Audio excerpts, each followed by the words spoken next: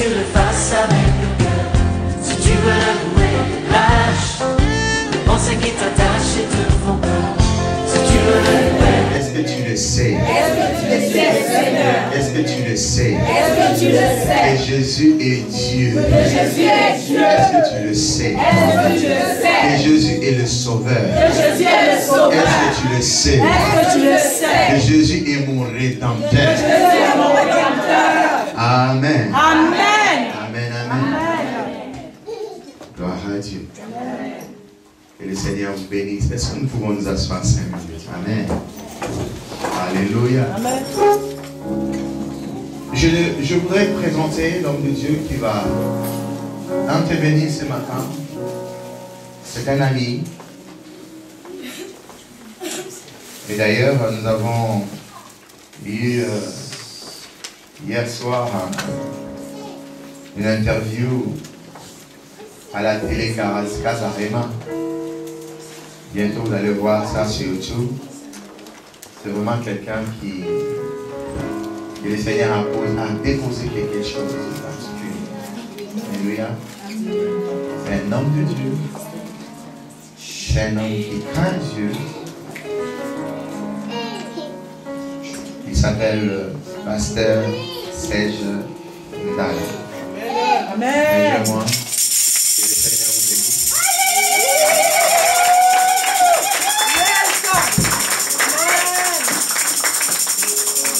Gloire à Dieu. C'est toujours avec beaucoup d'honneur que j'aime prendre un micro pour parler de la part de Dieu. Amen. Et c'est un privilège de pouvoir le faire parce que ça n'a pas été donné à tout le monde. Je considère toujours que c'est des moments exceptionnels.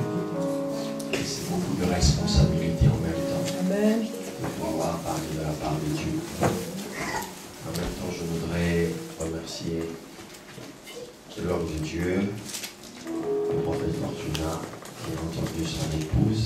Chez nous, les anglophones, on le dissocie jamais. Une équipe gagnante.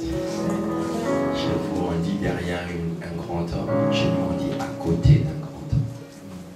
C'est pas derrière, c'est à côté d'un grand homme. Il y a toujours une grande dame. Amen. Je voudrais leur remercier pour la marque de confiance qu'ils me font ce matin de pouvoir parler de la part de Dieu. C'est pas toujours évident de nos jours de céder sa chair pastorale à des gens, même quand on les connaît. Mais il y a des gens qui peuvent faire beaucoup de choses à côté, avoir une forme d'hypocrisie. On n'est pas à l'abri de ces choses. C'est pourquoi en tant que des amis, on doit se dire les vérités en face. Quelqu'un qui vous dit la vérité ne veut pas dire forcément qu'il ne vous aime pas. Le problème avec nous les Africains ou les francophones plus précisément, quand quelqu'un nous dit la vérité, on le prend comme un ennemi. On n'arrive pas à supporter la divergence d'opinion. On peut avoir une divergence d'opinion par rapport à la vôtre, mais ça ne veut pas dire que je ne vous aime pas ou que je ne vous porte pas à cœur. Sur certains sujets, on n'est pas d'accord, même avec les hommes de Dieu, mais cela ne nous empêche pas de manger ensemble, de rire ensemble et de nous aimer. Amen. Et Dieu est dans la diversité des opérations et des dons. Je peux avoir un don de prophétie, je peux avoir un don de vision, mais cela ne veut pas dire qu'on ne s'aime pas. Donc je suis vraiment heureux de me retrouver. J'étais là déjà dimanche passé pour écouter le prophète, comme on les appelle chez nous, de First Lady, la première dame a introduit. Et c'était une bonne chose. Et me voici aujourd'hui. Si Dieu m'avait dit, quand j'avais 17 ans, j'avais cru au Seigneur, un jour il m'emmènera dans une église dans Kremlin, dans 7. Franchement, je n'aurais pas cru. Dieu le fera. Mais la Bible dit, si la prophétie tarde, attends-la. Elle s'accomplira certainement. Amen. Et la nature de la vraie prophétie consiste, lorsqu'en fait Dieu vous parle, rien n'indique que ce que Dieu a dit, il le fera. La vraie prophétie consiste à dire que la Vierge enchantera. Quelqu'un voulait me dire un amen? Amen. La vraie vraie nature de la prophétie, c'est que quand Dieu parle, rien en vous, autour de vous, à côté de vous, devant vous, derrière vous, ne prouve que ce que Dieu a dit, il le fait. Amen. C'est le contraire et l'opposé de ce que vous vivez. Ne connais pas d'homme, ne peut pas avoir d'enfant. Mais cependant, Dieu avait dit que la Vierge enfantera. Amen. Je voudrais aussi souhaiter une bonne fête à toutes les femmes qui sont là. Amen. C'est le mois de la femme. Nous pensons à nos mamans, à nos grandes sœurs, à nos petites sœurs, à nos nièces. Chez moi en RDC, en ce jour, c'est un grand jour où toutes les femmes sont en bagne. C'est extraordinaire. Je vois des petites filles de 4 ans, 5 ans habillées en bagne africaine. C'est vraiment la fête. Et on pense à toutes ces femmes qui sont violées en République démocratique du Congo plus particulièrement. Et nous prions pour elles. C'est dur d'avoir quelqu'un de la famille qui a vécu ces choses-là. Ne manquez jamais à penser que lorsque ça va chez vous, ça va bien chez tout le monde. Ayez toujours à l'idée que quelque part dans le monde, il y a des gens qui vivent pire que ce que vous vivez. Amen. Peut-être vos allocations ont été coupées, mais vous arrivez quand même à prendre le métro, à manger votre pain. Mais il y a des gens, pour avoir un bout de pain, doivent faire 10 km, doivent faire des gymnastiques. Alors pensez à ces gens-là, priez pour eux, afin que Dieu fasse grâce. Amen. C'est ça aussi la chrétienté. C'est ne pas centraliser sur nous, c'est aussi vers les autres. Amen. Amen. J'aime chanter, mais je ne pense pas que j'aurai le temps. Sinon, je vais épuiser mes 50 minutes qui m'ont été données. Et la première fois où tu prêches dans un endroit, on nous a appris ne jamais abuser du temps qu'on vous accorde.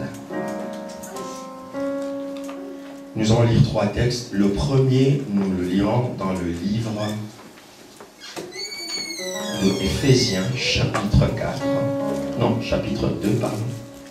Éphésiens, chapitre 2. Le verset 10. J'ai comme coutume de demander aux gens de se lever pour que nous lisions la parole. Les 2 premiers, nous le lirons debout. Le dernier, nous le lirons assis, parce qu'il est assez long. Éphésiens, chapitre 2, verset 10. Si quelqu'un n'a pas trouvé Éphésiens, il le cherche vers Genèse, vous lui dites que vous avez besoin de délivrance. Car nous sommes son ouvrage, ayant été créés en Jésus-Christ pour des bonnes œuvres que Dieu a préparées d'avance afin que nous les pratiquions. Je crois de tout mon cœur qu'il y a des bonnes œuvres que Dieu a préparées d'avance. Amen. Avant que la France ne soit la France, avant que tes parents ne se rencontrent, avant que le monde devienne ce qu'il est, mais Dieu t'avait connu, avait préparé des bonnes œuvres et les a mis à part afin que toi tu les pratiques. Amen.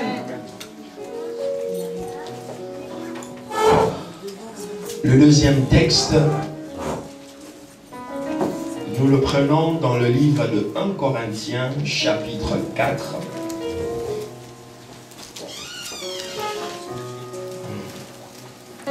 Je sens la présence de Dieu dans mon cœur. Amen. 1 Corinthiens, chapitre 4.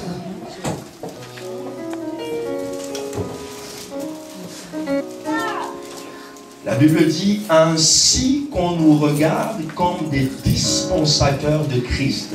Amen.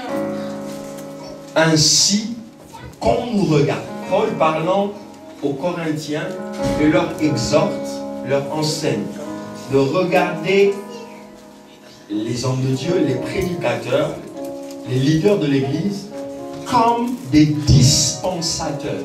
Dispensateur veut dire comme professeur, enseignant, celui qui distribue, celui qui expose, celui qui explique, celui qui décortique, celui qui ouvre, celui qui dispense une matière. Ainsi, vous devez nous regarder comme des dispensateurs. Ce matin, si tu me regardes comme un black, tu auras la bénédiction d'un black. Si tu me regardes comme un Africain qui a pris son avion et est venu en Europe pour prêcher, tu auras la bénédiction d'un Africain.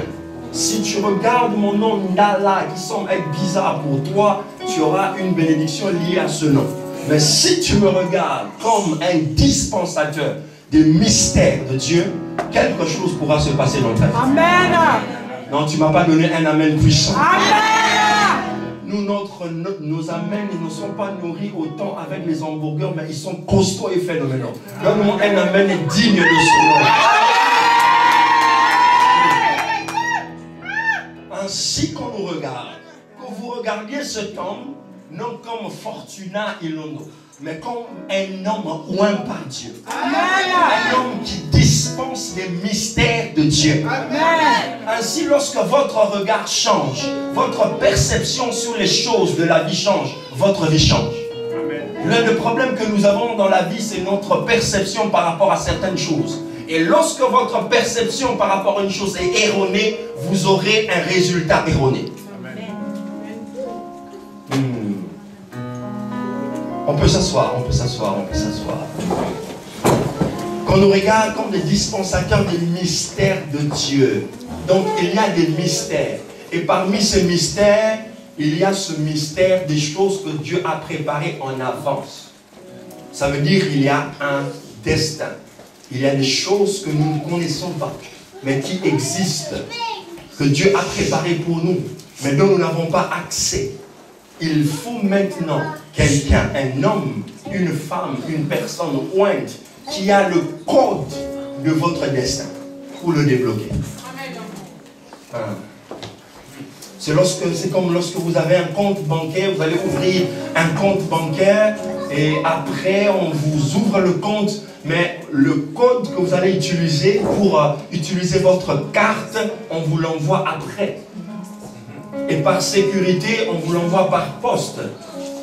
Généralement, on envoie d'abord la carte et après on envoie le code. Dieu vous envoie dans le monde, il vous envoie dans une famille et vous envoie dans un pays, mais des fois forcément vous ne savez pas les raisons pour lesquelles vous vivez ou vous existez ou vous êtes né dans cette famille.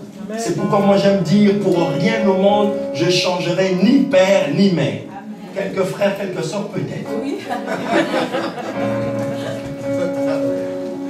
Les amis, d'ailleurs, j'ai le choix.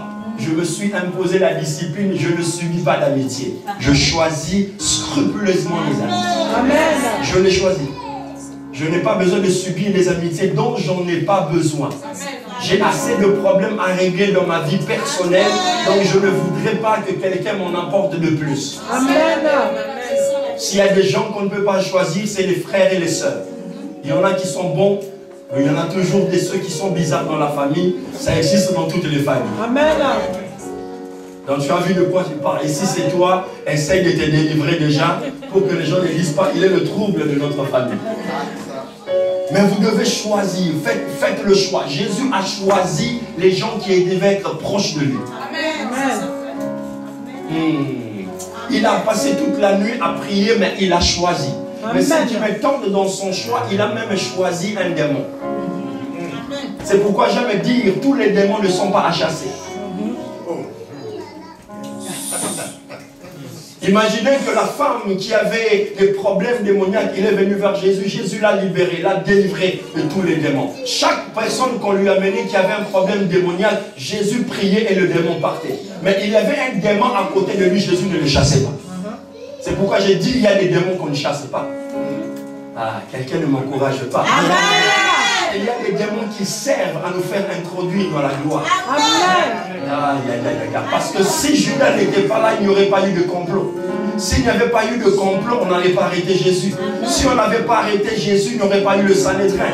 S'il n'y avait pas eu le Sanhédrin, il n'y aurait pas eu de condamnation. S'il n'y avait pas de condamnation, il n'y aurait pas eu la croix. S'il n'y avait pas eu la croix, il n'y aurait pas eu des clous. S'il n'y avait pas de clous, il n'y aurait pas eu de S'il n'y aurait pas de Golgotha, il n'y aurait pas eu Eli Lama Sabachthani. Mon Dieu, pourquoi m'as-tu abandonné? S'il n'y avait pas ça, il n'y aurait pas eu le rideau qui allait se déchirer du haut en bas. S'il n'y avait pas eu ça, on n'allait pas le mettre dans la tombe. Et s'il n'y avait pas eu la tombe, il n'y aurait pas eu de résurrection. Je voudrais dire à quelqu'un, il faut que quelqu'un t'introduise dans la gloire. sont tes amis. Je voudrais changer ta perception du diable. Il n'est pas seulement ton ennemi, il peut être ton protocole. Tu ne comprends pas qu'il y a des zones que tu dois entrer, mais seul tu ne peux pas entrer. Il faut qu'il y ait un complot. S'il n'y avait pas eu de complot, il n'y aurait pas eu Joseph qui devait entrer en Égypte. S'il n'y avait pas eu ce complot, il n'y aurait pas eu la femme de Potiphar. S'il n'y avait pas la tentation de la femme de Potiphar, il n'y aurait pas eu de prison. S'il n'y avait pas eu de prison, il ne pouvait pas interpréter le songe de les chansons. S'il n'avait pas interprété le songe de les chansons, jamais on lui aurait appelé par Pharaon. Il faut que bien que quelque chose sert de gâchette à Dieu. Tous les diamants ne sont pas à chasser. D'ailleurs, tu n'as pas d'effort à faire parce qu'ils ne vont pas partir. Même si tu pries, Dieu les laissera là. Parce que les Judas ont l'arme de trahir. Les pierres peuvent vous renier, mais ils ne vous trahissent pas. Ça veut dire que dans l'amitié, il peut y avoir des erreurs. C'est clair. Amen. Mais le cœur de Pierre n'était pas un cœur de traître. Amen. C'est la raison pour laquelle Jésus a dit, même lorsque tu vas passer ce temps difficile, je te remettrai quand même les clés du royaume. Je commets des erreurs, vous en commettrez. Amen. Mais vérifiez que les motifs de vos cœurs sont toujours les bons, les meilleurs. Alors il y a des choses que Dieu a préparées pour nous. Mais comment y accéder? Comme disait un célèbre écrivain ou pasteur qui est mort récemment, qui disait la plus grande tragédie de l'homme, ce n'est pas la mort. La tragédie dans la vie, c'est lorsque tu vis sans pour autant savoir pourquoi tu vis. Et lorsque tu vis comme ça, tu bascules à tout vent de problèmes, de doctrines, de situations compliquées, parce que tu ne connais pas ta valeur. Aujourd'hui, gloire à Dieu, je suis né dans une famille avec plusieurs enfants, mais je ne me considère plus forcément comme le fils de cette famille-là. Je porte un nom certes, mais Dieu l'a utilisé juste pour me mettre dans le monde. En réalité, ma vraie identité est spirituelle. Car comme Jésus-Christ, Christ n'est pas le nom de famille de Jésus. Parce que beaucoup d'entre vous pensent que Christ, c'est le nom, moi c'est Serge, Ndala le nom, Serge c'est le prénom. Les gens pensent que Jésus-Christ, Jésus c'est son prénom, et Christ c'est le nom de famille. Non. Marie a donné naissance à Jésus, mais elle n'a pas donné naissance à Christ. Marie a donné naissance au corps qu'on appelle Jésus. Mais Christos, le oint, c'est l'identité. Et c'est dans l'identité qu'on trouve la mission. Tes parents ont donné naissance à ton corps, mais ton esprit, ton destin ne vient pas d'eux. Ça vient du ciel. C'était un prétexte. Dieu a voulu que ça soit dans cet environnement, dans cette famille-là. Mais ce n'était pas ça le but principal. Le but principal, c'est que tu découvres ce qui est profondément caché en toi. Certains d'entre nous l'ont déjà découvert à moitié. D'ailleurs, plus tu en découvres, plus ça t'emmène en profondeur. Et lorsque tu comprends qui tu es, cela ne te donne pas de l'orgueil, mais cela te donne une forme de discipline et de respect de personnel. Et tu sais bien que même lorsque tes poches sont vides, mais tu as quelque chose en toi que les autres n'ont pas. Tu n'as pas compris de quoi je parle. Je parle de la race des gens qui peuvent débarquer dans une fête en métro. Mais au milieu de ces gens-là, il y a ceux-là qui sont venus en Bentley, en Rolls-Royce. Mais lorsque tu débarques, tu entres dans la salle, les gens sentent qu'il y a en toi quelque chose que tout ce monde n'a pas. C'est de ça que je veux dire, c'est de ça que je parle. Là, je dis souvent que ce n'est pas ce que tu portes qui te donne de la valeur. C'est toi qui donnes de la valeur à ce que tu portes. Tu n'as pas compris de quoi je te parle. L'évangile te décomplexe de tes sources, de tes origines, et tu te retrouves que tu es vraiment un aristocrate, un noble pur sang, parce que la Bible dit que Jésus-Christ nous a introduits dans la famille de son Père. Il a fait de nous un royaume de sacrificateurs. Donc je suis de la vraie famille royale. Je ne le force pas. je t'emmènerai chez notre prince Charles, parce que j'y ai vécu en Angleterre pendant des années. Même si vous lui donnez un morceau de pain sec ou un morceau de chikwang, pour ceux qui le connaissent, il va le manger à la manière royale. Amen. Vérité. Ah, tu n'as pas compris.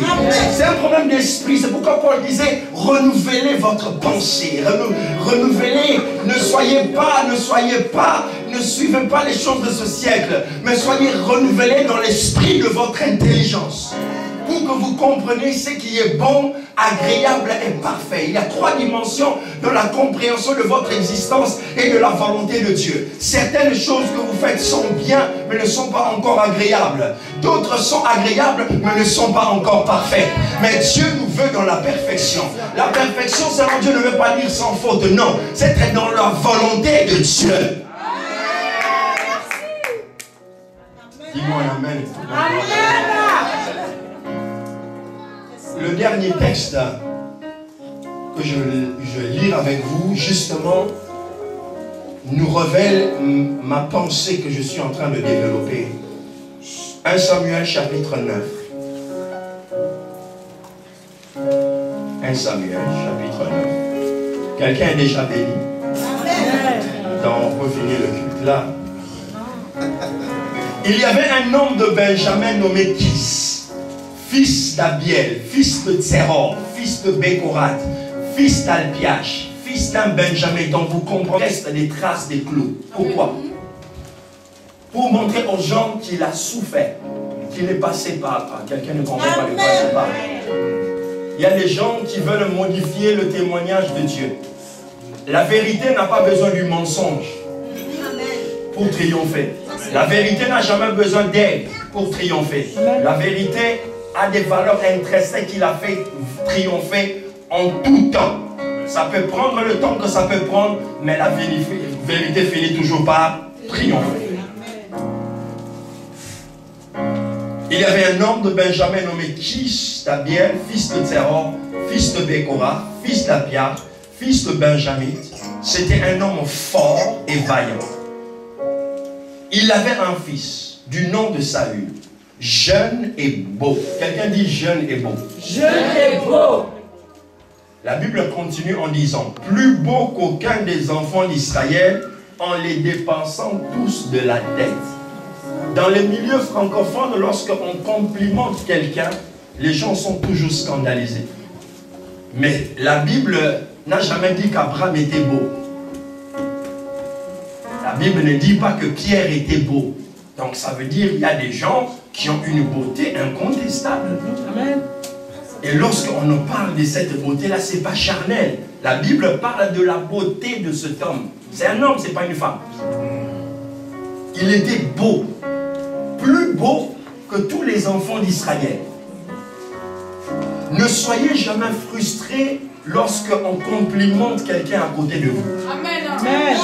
Lorsque vous sentez une petite frustration lorsque quelqu'un à côté de vous est en train d'exceller ou on le complimente, c'est un signe que votre cœur n'est pas bon. Allez prier. Amen. Et demandez à Dieu, enlève-moi ce sentiment de jalousie. Parce que ça commence par des petites frustrations.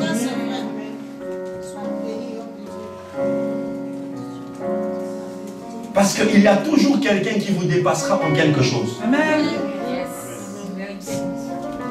Il y a toujours, vous irez dans une fête, on dira à votre ami, ah, vous êtes bien habillé. À vous, on ne vous dira pas. Si vous n'avez pas un grand cœur, votre soirée est perdue. Tu seras en train de dire, oh Seigneur, on n'a pas vu. Pour la petite histoire, je connais une soeur à une certaine époque en Angleterre. Elle passait devant un magasin, elle a vu une robe super, elle devait aller à une fête. Elle a vu une belle robe. Elle a dit waouh, elle s'est vue dans la robe. Elle s'est vue dans la robe. Elle a visualisé, elle s'est vue dans la robe. Elle a acheté la robe. Elle a acheté la robe. Et pour elle, elle allait être comme ce mannequin-là. Parce que quand elle passait, elle voyait tout le monde s'arrêter. Elle se voyait dans la fête avec cette robe. Elle a porté la robe, elle est allée dans la fête. Et dans sa tête, elle savait que tout le monde allait s'arrêter pour lui dire « Waouh, elle est belle ta robe !» Mais bizarrement, en entrant, jusqu'au déroulement de la fête, en sortant, personne ne lui a dit que sa robe était belle. Elle était frustrée. Elle a maudit le magasin. On s'attend des fois à des choses qui ne nous appartiennent pas. Et lorsqu'on nous donne des choses qui sont le contraire de ce qu'on attendait, ça nous frustre. Faites attention. Je ne sais pas pourquoi je l'ai dit, peut-être ça bénit quelqu'un. Amen. Il avait un fils du nom de Saül, jeune et beau, plus beau qu'aucun des enfants d'Israël, et les dépensant à la dette. Les ânesse de Kis, père de Saül, s'égarèrent, et Kis dit à Saül, son fils, prends avec toi l'un des serviteurs, lève-toi et va chercher les ânesses. Il passa par la montagne d'Éphraïm et traversa le pays de Shalisha sans les trouver. Ils passèrent le pays de Shalim et elles n'y étaient pas. Ils parcoururent le pays de Benjamin et ils ne le trouvèrent pas.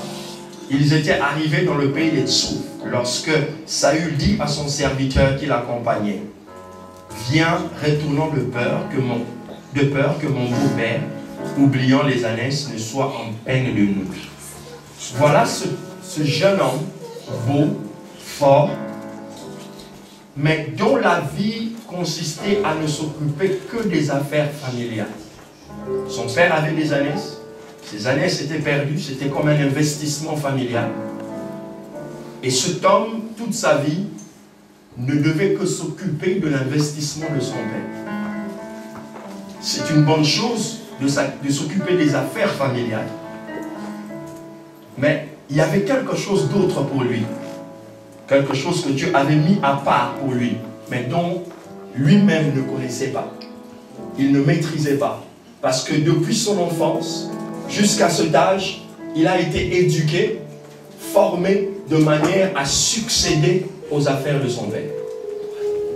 Et forcément, lorsqu'un investissement est en péril, il faut que quelqu'un s'en occupe. Amen. Donc on a mis de côté sa beauté, on a mis de côté ses qualités, on a dit, toi, focalise-toi à rechercher.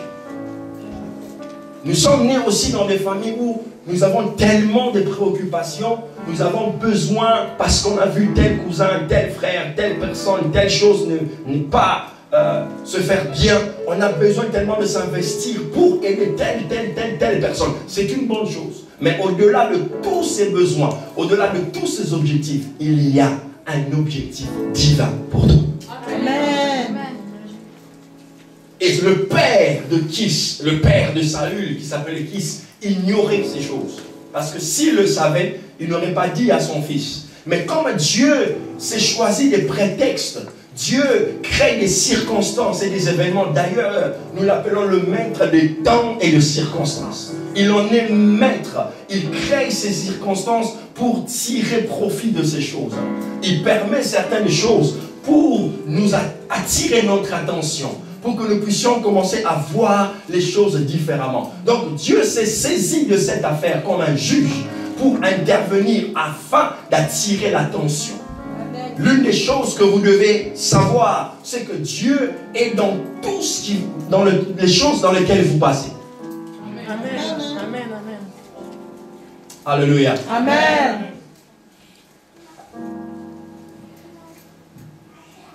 Vous savez, l'enfer n'est pas mauvais parce que Dieu n'y est pas. L'enfer n'est pas mauvais parce qu'il y a le feu. L'enfer est mauvais parce que Dieu n'y est pas. Amen. Parce que Daniel aussi était dans le feu. Mais avec la présence de Dieu, il n'a pas senti le feu. Amen. Vous pouvez traverser. La Bible dit, vous traversez le feu et le feu ne vous consumera point. Vous traverserez les eaux et les eaux ne vous submergeront point. À cause de la présence de Dieu. Amen. Lorsque je traverserai la vallée de l'ombre de la mort, je traverserai parce que la présence de Dieu sera là. Amen. Amen. Donc cet homme s'est investi corps et âme à chercher ce qui était pour sa famille la chose la plus importante. Oubliant que Dieu avait un destin pour lui. Oubliant que Dieu avait un objectif. Est-ce que des fois tu t'es arrêté pour demander à Dieu si ce que tu faisais réellement c'était le plan parfait de Dieu pour toi? Je me rappelle dans nos familles respectives d'où nous venons, des fois les parents nous obligeaient à faire certaines études. Parce qu'on voulait plaire aux parents. Parce que c'était l'honneur de la famille. C'est une bonne chose. Mais au-delà de ça, nous n'avions pas découvert exactement forcément. C'est pourquoi vous verrez, dans le monde américain, plus précisément, les enfants, on commence à les observer quand ils sont petits. À observer leurs talents, à observer les choses qui les attirent et à les encourager. À les entraîner vers les choses dans lesquelles ils sont portés. Nous ne faisons pas attention. Mais certaines familles, certains peuples, certaines civilisations commencent à éduquer, à entraîner les enfants dès leur bas âge. Parce qu'on peut commencer à découvrir l'appel d'un enfant, l'attraction d'un enfant pendant qu'il est encore petit. Amen. Mais il n'était pas question de cette chose-là dans cette famille. Et cet homme s'est focalisé à chercher les annexes. Heureusement pour lui, il avait un serviteur. Je continue ma lecture et puis je vais parler quelques minutes.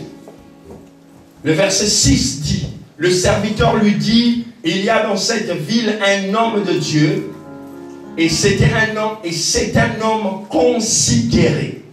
Tout ce qu'il dit ne manque pas d'arriver. Quand ils sont arrivés dans cette ville, et pendant qu'ils étaient en train de chercher à abandonner leur recherche, c'est là où un vrai ami a pu intervenir. Assurez-vous d'avoir quelqu'un de bien dans votre vie. Ah, tu m'as pas compris. Amen. Assurez-vous d'avoir toujours quelqu'un qui vous dira, n'arrête pas, continue à croire. C'est possible. Assurez-vous d'avoir quelqu'un lorsqu'il a une information qui peut être capitale dans votre vie, où qu'il soit, il doit vous appeler, vous dire, regarde ce que je viens de découvrir. Ces gens-là ne sont pas nombreux dans nos vies. Ils sont rares. Je vous dis extrêmement rares. Amen. Ils sont rares. Même dans l'église. C'est ça même le drame. Même dans l'église, ils sont rares. Ils parlent en langue. Ils prophétisent. Ils crachent le feu. Et je veux te choquer. Ils sont encore plus rares chez les hommes de Dieu.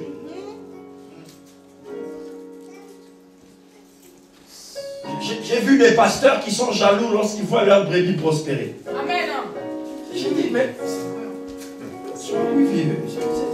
quelque chose ne va pas dans ta tête. Comment tu peux jalouser quelqu'un que tu prêches? Alors tu le prêches pourquoi? Moi je suis fier lorsque je viens dans une église, je vois un car automobile rempli de belles voitures. Je vois des jeunes hommes, des jeunes dames avoir un bon travail, prospérer. Quel plaisir! Mais le pasteur devait dire non, tu sais ici, il faut que je sois le maître. Ça c'est un esprit de gourou, ça. Un esprit de chef du village.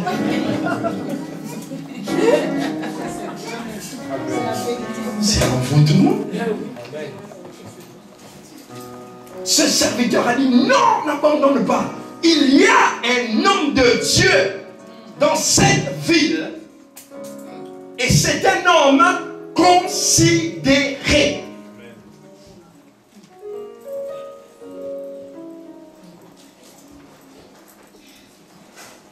Wow. Le problème que nous avons, je me rappelle une fois, j'étais en Angleterre, il y a plusieurs années. Il y a un jeune homme qui était de nationalité ghanéenne, qui était venu fixer une antenne dans l'appartement.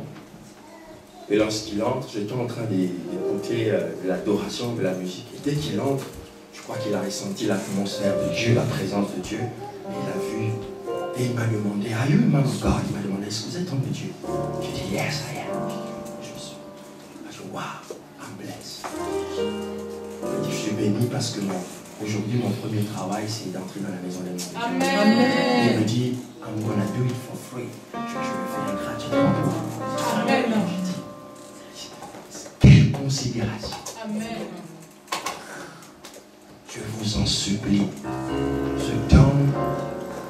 même si vous avez la même couleur de peau, même si vous avez les mêmes intonations de nom, mais il est un homme de Dieu.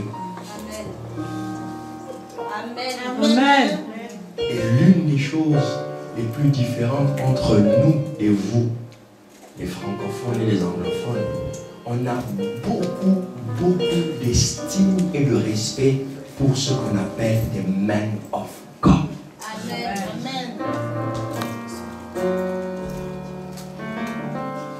On ne tolère jamais que le nom d'un homme de Dieu soit cité en mal dans nos maisons. Les affaires qui se passent dans la maison de l'homme de Dieu ne nous regardent pas. Amen. S'il achète une Rolls-Royce, une Bentley, on est réjoui. On ne se fâche pas et on dit il a pris l'argent des offrandes. Pour nous d'ailleurs, c'est un honneur que notre pasteur roule en Maserati. Vous aimez pas les choses que moi j'aime. J'ai comme l'impression que vous ne me dites pas beaucoup d'amen. Amen. On aime voir notre pasteur. D'ailleurs, notre pasteur, c'est le meilleur pasteur de la ville. On ne le compare pas aux autres, non. Mais pour nous, c'est le meilleur pasteur qui existe. Amen. C'est comme moi, mon père. Même s'il n'a jamais été président du Congo, pour moi, c'est le meilleur homme qui existe. Amen. Parce que le prix, le sacrifice qu'il a payé pour moi, personne ne peut le payer. C'est la vérité. Amen. Pour rien au monde, je changerai mon nom. Ça, c'est des choses inestimables. Et ces gens ont dit, il y a un homme considéré. Et lorsque l'homme est un homme de Dieu est considéré, tout ce qu'il est en lui, tout ce qu'il est autour de lui est considéré. Amen. Une femme se retrouve dans un hôtel, elle travaille dans un hôtel et elle avait un cancer qui avait fait déjà des années et le cancer commençait à se développer. Et dans cette réunion, il y a eu beaucoup d'hommes de Dieu qui sont venus. Et heureusement pour elle, on lui avait mis dans la section d'un homme oint par le Saint-Esprit. Amen. Et un jour, elle entre pour faire la chambre de cet homme. Et elle entre. Dès qu'elle commence à faire le lit, elle tombe. Pendant 5-10 minutes, elle est inconsciente de ce qui se passe. Certainement, la gouvernante de l'hôtel a remarqué qu'elle traînait et on est venu ouvrir la chambre, on a trouvé qu'elle était par terre. On l'a relevée. On l'a amenée aux urgences. Et dans les urgences, on a essayé de lui demander ce qui s'est passé. Elle dit, elle ne sait pas ce qui s'est passé. Et quelque chose en elle lui disait qu'on vérifie s'il n'y a rien de grave. Faites-moi quand même les examens et tout. On a fait l'examen et le cancer avait disparu. Amen. Écoutez, tout ce qui est en moi là est oint.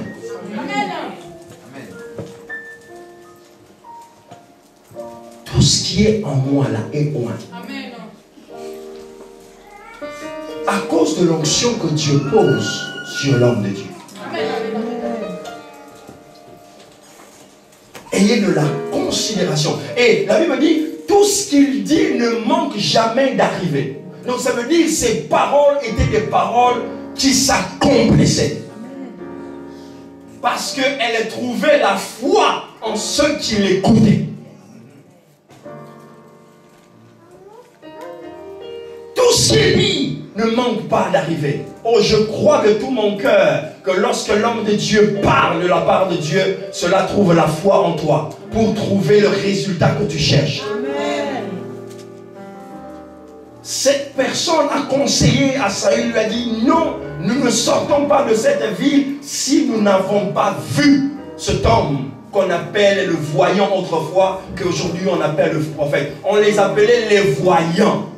Donc ils voyaient des choses. Amen. Ils voyaient ton avenir. Ils voyaient ce qui va arriver dans les jours qui vont arriver dans ta vie. Il voyait une grâce, une promotion. Et des fois, lorsqu'il ne voyait pas, ces paroles pouvaient devenir prophétiques. C'est-à-dire Dieu pouvait s'associer à ces paroles qui sont des paroles qui viennent d'un cœur sincère pour te bénir. C'est-à-dire, je peux te regarder pendant que mon cœur est dans la joie. Je dis, wow, may God bless you. Que mon Dieu te bénisse. Et cette phrase de la bénédiction se transforme en multiplicité de bénédictions.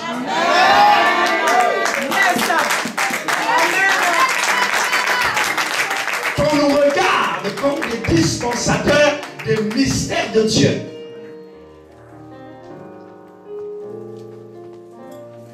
Des fois, je n'arrivais pas à regarder mon père et il me dit, pasteur, il n'arrivait plus à m'appeler par mon prénom. Tellement que les charges et les responsabilités étaient énormes. Peut-être des fois, des gens qui viennent te chercher, lui, il n'a jamais rencontré des gens comme ça dans sa vie. Il les voyait à la télé. Mais il voit des gens venir te chercher, il ne se rend pas compte que c'est son fils là qu'il a vu là. C'est quoi? C'est la gloire de Dieu. Et vous ne pouvez pas négliger. Lorsque Dieu vous donne un homme de Dieu, vous ne pouvez pas le négliger. Prenez soin de lui comme jamais auparavant. Amen. Vous ne m'avez pas dit amen.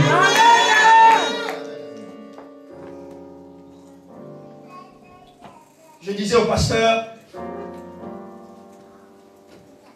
j'ai fait plusieurs années sans conduire une église locale. Parce que j'avais décidé que ça soit ainsi. J'avais besoin de faire autre chose, donc je me suis mis en autre chose à un moment. Chez nous, ce n'est pas un problème. Alors des fois, je demandais à Dieu comment je fais pour fonctionner. Parce que je fonctionne quand même. Parce que, entre nous, vérité soit dit, les fidèles pensent qu'on dépend d'eux. Amen. Amen. Je ne dépends pas des fidèles, je dépends de Dieu. Amen. C'est là où Dieu, des fois, nous montre qu'il est Dieu. Amen. Mais ce n'est pas une bonne chose lorsqu'une église rate la bénédiction que Dieu a déposée sur son serviteur et que les autres personnes vont le chercher. Et généralement, on a vu des choses, lorsque tu vas dans une autre église, une puissance, une grâce extraordinaire. Mais une fois dans ta propre église, les gens passent, c'est quoi? C'est la routine. Cette familiarité-là peut tuer l'onction. Amen. Tu ne m'as pas dit amen. Hein? Amen. La familiarité peut tuer l'onction. Tu peux te dire, Dieu m'a dit, laisse tomber, ces choses-là ne vont pas arriver. À cause de la familiarité. Peut-être parce qu'on avait vu un match de PSG en chambre, ou pas, même si je ne suis pas du PSG. Mais je peux voir, frère, viens, on va voir un match de foot. Et pendant ce temps-là, bon, j'ai critiqué, je dis, ah, celui-là, ça fout. Tu vas dire, oh, les pasteurs, bon. Après, le mec, tu me vois, tu veux m'entraîner seulement dans ces choses. Non, ne perds pas de vue que c'est un loin de Dieu. Amen. Tout ce qu'il dit ne manque pas d'arriver.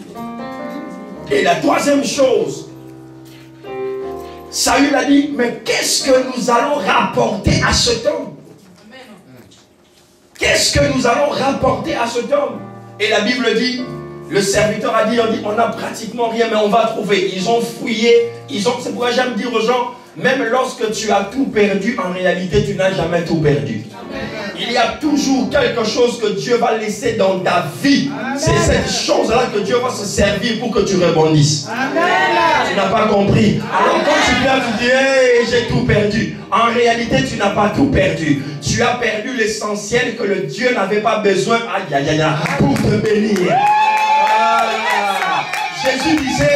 Jésus disait dans sa prière sacerdotale, oui, j'ai gardé tout ce que tu m'as donné, sauf le fils de la perdition. Je prie ce matin que seul le fils de la perdition soit perdu dans ta vie. Et que tout ce que Dieu avait créé, avait voulu que tu obtiennes, tu le retiens au nom de Jésus. Si j'étais toi, j'allais dire, ah, take it.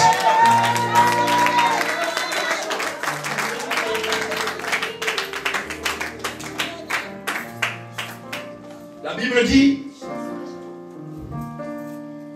on apporta, ils apportaient. Et écoutez ce qu'il dit. Saul dit, verset 7, Saul dit à son serviteur, mais si nous y allons, que porterons-nous à l'homme de Dieu? Car il n'y a plus de provision dans nos sacs et nous n'avons aucun présent à offrir à l'homme de Dieu. Nous n'avons aucun présent à offrir. Qu'est-ce que nous avons? Le serviteur reprit la parole et dit à Saül, voici, j'ai sur moi le quart d'un cycle d'argent, je le donnerai à l'homme de Dieu. Je le donnerai à l'homme de Dieu et il nous indiquera notre chemin. Amen. Aujourd'hui, les gens sont choqués. Chez vous, c'est pas très, ça se passe pas trop souvent comme ça. Je comprends votre sensibilité. Vous êtes des Français, vous réfléchissez comme les Gaulois. Tout est cartésien, hein, tout est bien réfléchi. Il n'y a pas beaucoup de place à l'irrationalité. Vous êtes très rationnel. Vous êtes d'abord des gens qui font des débats. Hein? Beaucoup de débats avant d'aboutir à quelque chose. Chez nous, les anglophones, c'est pas ça. En France, pour émerger, il faut avoir beaucoup de diplômes. Hein? Vous le savez? Il faut des diplômes. Il faut faire l'ENA, il faut faire... J'ai côtoyé beaucoup de gens en Angleterre, par exemple. On ne tient pas trop compte de ça, on tient compte du savoir-faire. Le savoir-faire. Il y a des gens qui ont commencé sans diplôme, aujourd'hui sont les cadres des entreprises qui sont cotées en bourse. Amen. C'est impossible en France. Impossible. C'est une différence de mentalité. Bref, on en parlera un jour. Mais en fait, c'est pour dire quoi?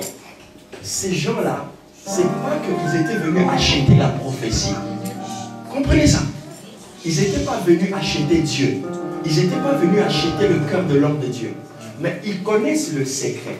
Lorsqu'un homme de Dieu est touché dans son âme, dans son fort intérieur, il y a une complicité entre l'état de son cœur et le cœur de Dieu. Rappelez-vous de l'histoire. Rappelez-vous de l'histoire d'Isaac qui veut bénir ses enfants. Il pouvait libérer la bénédiction, mais il exige qu'on lui fasse un mets succulent, qu'il mange d'abord, qu'il soit satisfait dans son âme intérieure. Après quoi, il va libérer la bénédiction. Amen. C'est un principe. Rien ne quitte le ciel si rien n'a quitté la terre. D'ailleurs, même la géographie à l'école primaire nous a appris que la pluie ne vient pas du ciel. Les gens pensent que la pluie vient du ciel. La pluie ne vient pas du ciel, la pluie vient de la terre. C'est le soleil qui attaque la terre.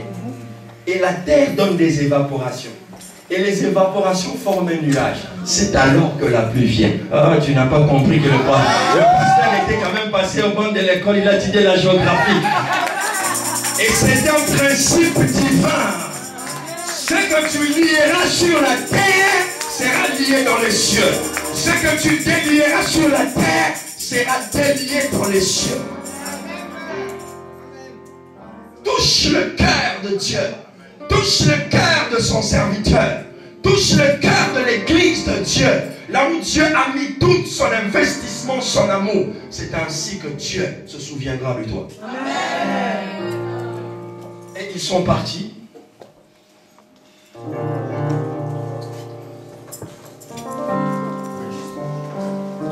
Et lorsqu'ils arrivent, l'homme de Dieu dit à Saül, Dieu m'avait parlé de toi. Un jour avant que tu ne viennes, Dieu m'avait dit que c'est toi le prochain roi d'Israël. Amen. Et il y a une portion, je brûle les étapes. Il y a une portion préparée pour toi. Il les invite au haut lieu, le lieu de la prière, le lieu de l'adoration. Il y a dit ces choses ici, ça ne se discute pas au niveau des peuples. Tu ne comprendras pas ce que je vais te dire. Il faut que tu montes avec moi. Je veux te dire de monter avec l'onction de l'homme de Dieu. Je veux te dire qu'il y a des choses que Dieu ne te parlera pas si tu passes 20 heures, 48 heures, tout le temps Facebook, Twitter, machin. Non, il y a un moment où tu dois dire stop.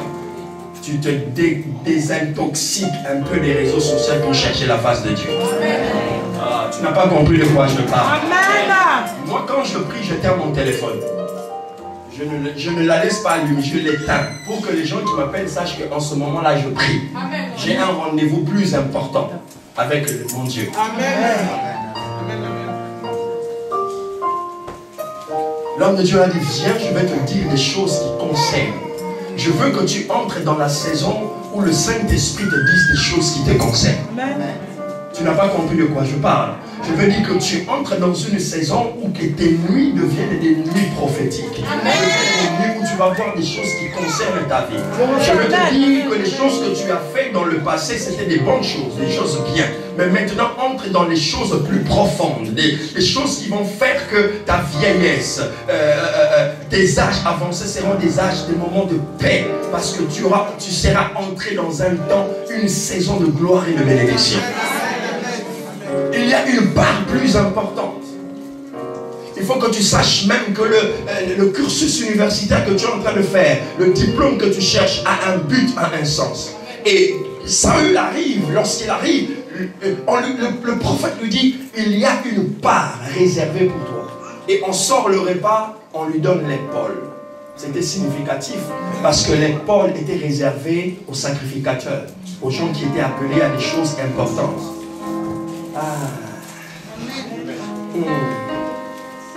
Il y a des gens qui sont nés pour être distingués.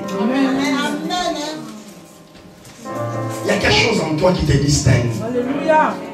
Du lot, du groupe. Je ne veux pas parler des signes, mais je veux seulement te dire que tu es différent. Il y avait beaucoup de bébés, mais Moïse était différent. Sa maman l'a regardé, elle a dit, j'ai eu Aaron, j'ai eu Myriam, mais lui, il y a quelque chose dans ces bébés. Et puis quand il regarde les bébés, la Bible dit à cause de la beauté du bébé. Et la Bible dit que automatiquement un décret est sorti, on veut tuer tous les enfants. La maman a directement compris, elle a dit, je peux perdre cet enfant, mais je préfère le perdre provisoirement et le récupérer plus tard. Amen. Tu n'as pas compris. Oh, si j'étais chez moi, j'allais organiser une conférence que j'appelle femmes au destin exceptionnel. Et j'allais te parler des femmes qui ont influencé la vie de Moïse. Il y avait sa maman Yochebed, il y avait sa sœur Myriam, mais elle avait une autre maman. La fille de Pharaon. Amen. Aïe, aïe, aïe, aïe, aïe. Je dis encore, béni soit le Seigneur pour les femmes. Amen. Parce qu'il y a les femmes que Dieu met autour de nous qui changent le destin. Sans cette femme, Moïse ne serait pas Moïse. Il avait l'appel, mais il devait avoir quelqu'un qui devait l'entraîner dans la maison de Pharaon pour lui montrer la science. Oh, je plains les hommes qui regardent les femmes avec un regard de dédain. Je plains les hommes qui regardent les femmes comme des objets. Je plains les hommes qui regardent les femmes que pour faire la cuisine et la semoule. Parce qu'il y a des femmes qui peuvent vous introduire dans la maison de Pharaon et changer complètement votre destin.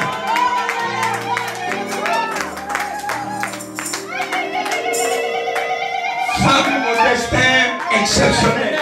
Si j'avais le temps, je t'aurais parlé de Bathsheba. C'est vrai que les débuts étaient compliqués et chaotiques avec David. Parce qu'ils ont commencé une relation bizarroïde. Une relation que les religieux qualifieraient de tous les maux. Mais cependant, Dieu voyait dans le ventre de cette femme un homme qui sera l'un des plus grands rois d'Israël. Oh, je peux te dire une chose. Elle a perdu certes le premier enfant, mais elle n'a pas perdu Salomon. Même lorsque le monde voulait condamner, Dieu a condamné Moïse, mais elle n'a jamais condamné Bathsheba. Tu ne comprends pas de quoi je parle. Parce que dans le ventre de cette femme, il y avait Salomon. Ces femmes ont influencé. Et ce temps est venu, il a dit, ces choses ne peuvent pas se passer, ne peuvent pas se passer ici. Viens, je te dirai, je vais te dire à l'oreille, tu n'es pas celui que tu crois être. Tu es le futur roi. C'est comme si tu étais dans une, vous appelez ça comme quoi? Bon, enfin un studio, 2 pièces, je sais pas. Tu étais là, et qu'un jour, je sais pas, un huissier de justice vienne avec un document dans votre appartement et il vous dit à l'oreille, vous êtes monsieur. Monsieur, qu'est-ce que vous savez? Il vous dit ça à l'oreille. J'ai des documents prouvés que, en fait, vous avez hérité d'un immeuble dans le 16e. Amen. Alléluia. Alléluia. En réalité, Imaginez toutes les années où vous avez passé à vous battre pour avoir un HLM. La galère. Vous avez combattu, vous avez essayé, vous avez vu le maire, vous avez écrit au député, vous avez écrit au premier ministre. Et un beau jour, un huissier vous dit, chef propriétaire, vous risquez de prendre vos valises et de sortir le même jour de ce studio-là. Allez dire, c'est où? Parce que l'information transforme, la révélation transforme. Je suis venu dire à quelqu'un, tu n'es pas celui que tu crois que tu es. Tu n'es pas ce quoi que tu n'es pas un noir, tu n'es pas une femme africaine, tu n'es pas un homme africain, tu es un esprit en mission sur la terre, doté et rempli d'un destin extraordinaire. Si tu entres dans un bureau, tu entres dans un bureau, on te traite selon tes origines, ça veut dire qu'ils n'ont pas la révélation de ce que tu es et de ce que tu seras. Quelqu'un n'a pas compris. Je voulais dire, il y a de ces gens qui sont ici, ils avaient voulu faire des choses extraordinaires. Mais Dieu vous a fait comprendre, ce n'était pas pour vous. Je vous ai emmené dans ce pays parce que dans votre famille, des enfants qui naîtront de vous, il y a un enfant qui va naître dans votre famille, qui sera quelqu'un d'extraordinaire dans ce pays. Tu pensais que ça sera pour toi, mais ce n'était pas pour toi, c'était pour tes enfants. C'est pourquoi j'ai voulu que tu combattes tout ce combat que tu as eu pour venir dans ce pays. Parce que je voyais dans ta progéniture.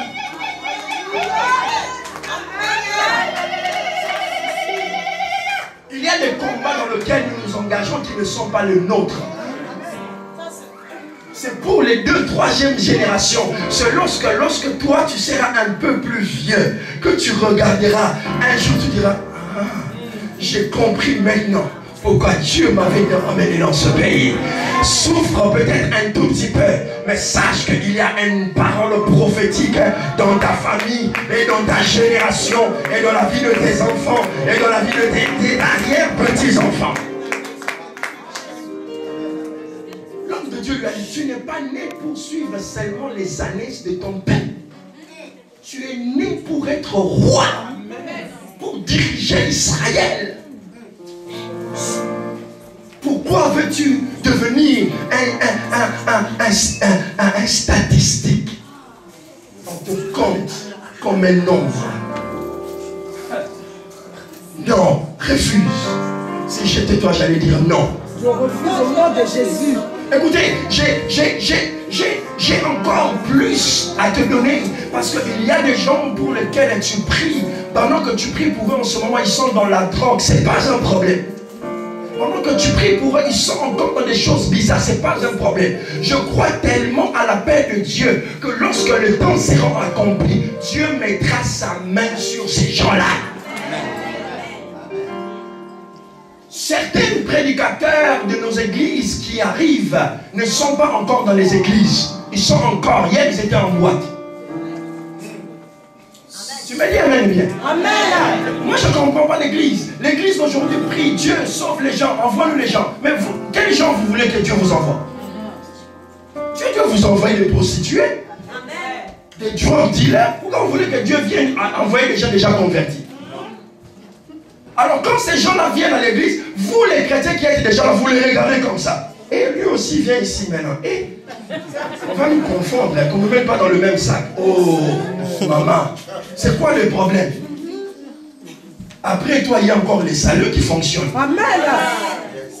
C'est ça le problème de l'église. Lorsque Dieu commence à nous envoyer des gens, mais Dieu agit toujours de manière inattendue. Il ne nous montre pas comment est-ce qu'il va faire. Lorsque les gens réclament une délivrance, Dieu les envoie toujours un autre paquet.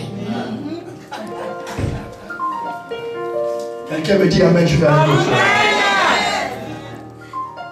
Dis, j'ai un destin fort. J'ai un destin fort. Tu es le prochain roi d'Israël. Je suis la prochaine reine d'Israël. Dieu a posé sa main sur toi, cela est écrit en encre d'or. Personne ne peut l'enlever, personne ne peut l'effacer. Tous les démons de la terre peuvent s'unir. C'est pourquoi je m'occupe jamais. J'ai été béni, on était hier dans une conférence, un homme de Dieu a prêché sur ça. J'étais béni parce que c'est sur les choses auxquelles je crois. Le diable, arrêtez les combats, les machins. et chasser les démons le soir, tu te réveilles. Non. Il y a un homme qu'on appelle Martin Luther. Un jour, Lucifer, le diable, Satan, est entré dans sa chambre. Il dormait. Il a senti une présence démoniaque. Il s'est réveillé. Il a regardé. Il a dit, oh, tu es là? Oh, c'est bien alors. Il s'est endormi. Parce qu'il sait. Il sait, je m'endors et je me réveille. L'Éternel est celui qui garde. Arrêtez les prières mécaniques, Satan. Non, il n'a pas de poids, il ne peut pas détruire ton destin. La seule personne qui peut détruire ton destin, c'est toi-même. C'est la raison pour laquelle tu dois prendre la parole de Dieu. On doit t'enseigner à faire les bons choix, à faire les choix des amis, les choix des bonnes carrières, les choix des bonnes études. Parce que si Dieu t'a destiné à faire des choses importantes, toi tu vas à l'université, tu vas faire l'histoire et la géographie. Mon Dieu, tu vas faire quoi avec tout ça? Juste pour avoir un diplôme, ce n'est plus d'actualité. Cherche que le Saint-Esprit te connecte avec la volonté de Dieu. La Bible dit, Jésus disait, lorsque vous priez, dites notre Père qui est aux cieux. Que ton nom soit sanctifié, que ton règne vienne. Que ta volonté soit faite sur la terre comme cela est fait au ciel. C'est-à-dire qu'il y a une volonté qui a été faite avant que je naisse. Maintenant que je vis, je ne veux pas être en dehors de cette volonté. Je veux être dans cette volonté. Et pour connaître cette volonté, c'est spirituel. Donc il faut que mon esprit soit renouvelé pour comprendre cette volonté-là. C'est pourquoi chaque matin, je fais du Saint-Esprit mon ami, mon guide, celui qui me conduit. C'est lui qui me dirige. C'est lui qui me donne des choses à faire. C'est lui qui me donne la sensibilité de comprendre la voix de Dieu.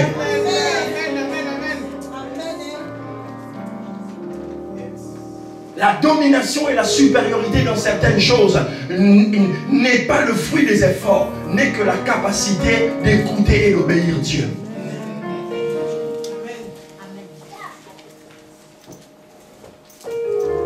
Et la Bible dit, le prophète l'a appelé, la Bible dit, il a oint pour être roi. Il a oint pour être roi. L'onction nous est donnée pour quelque chose. Tu es oint pour faire quelque chose. Il y a des gens qui sont oints dans le leadership. Il y a des gens qui sont oints dans les finances. Il y a des gens qui sont oints à organiser. Il y a des gens qui sont oints à créer. J'aime pas la façon que l'Église procède. L'Église, elle est trop critique, mais elle ne crée rien. Oh, telle chose est diabolique, telle chose est diabolique, mais ils ne créent rien. Ils attendent toujours que les gens fassent et puis ils commencent à créer. Je prie pour que dans cette Église, il y ait un esprit créatif. Que Dieu vous donne à créer des affaires, des business, des connexions, des projets. Entraînez vos enfants à être créatifs. Évitez qu'ils soient trop video games. Emmenez dans les bibliothèques. La télé abrutit. Quelqu'un ne m'a pas. Les gens m'ont demandé. Je dis que la télévision abrutit. Apprenez à vos enfants à lire. À lire les bouquins. Donnez-leur la culture de lire.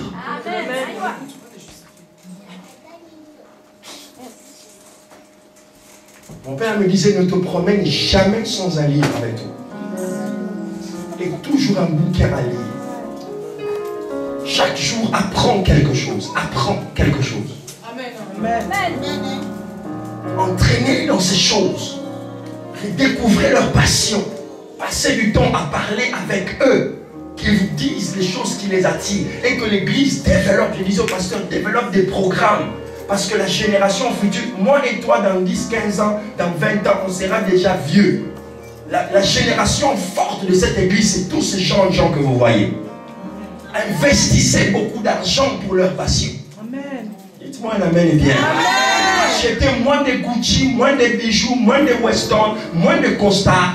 Investissez de l'argent pour la sagesse et l'intelligence de la génération future.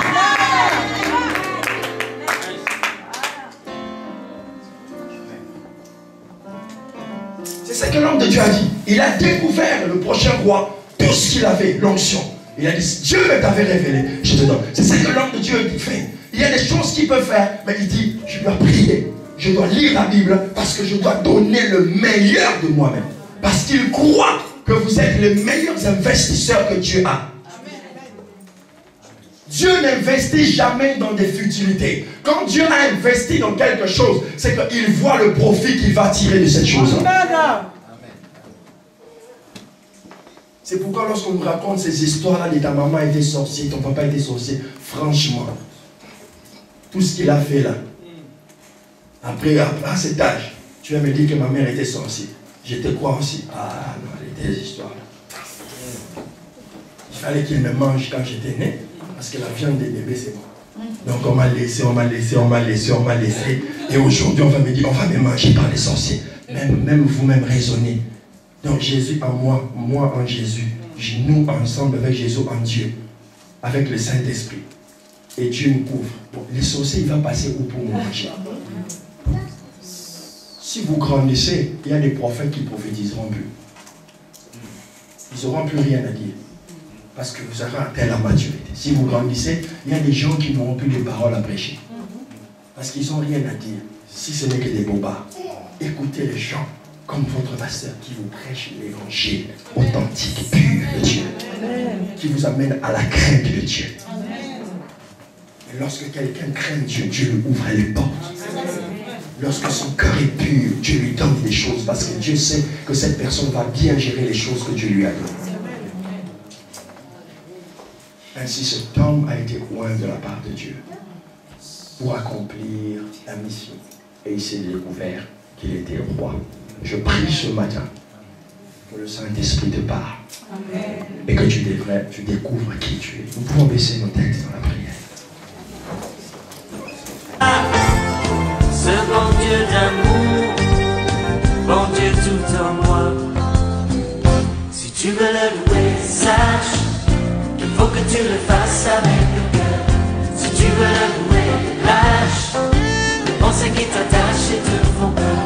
Si tu veux le louer, aime la vaisselle aussi de ton voisin. Si tu veux le louer,